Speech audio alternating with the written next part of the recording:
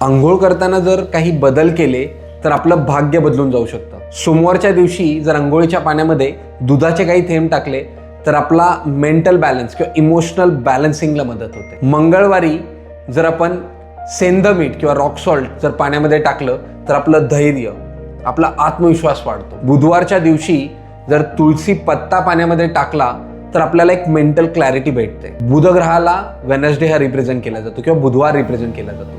So mental क्लॅरिटीमध्ये, thought प्रोसेसमध्ये फरक पडतो. तेच गुरुवारी जर आपण हळद टाकली पाण्यामध्ये, चिमटभर हळद टाकली तरी पुरेशी आहे, ती जर टाकली तर आपला लक फॅक्टर जागा होतो. शुक्रवारी जर इत्र टाकलं पाण्यामध्ये तर आपल्या रिलेशनशिपमध्ये सुधारणा झाल्याची आपल्याला दिसते. शनिवारी जर तेलाने मसाज केला आणि त्यानंतर जर स्नान केले तर आपली अडकलेली कामे फास्टमध्ये कंप्लीट होतात.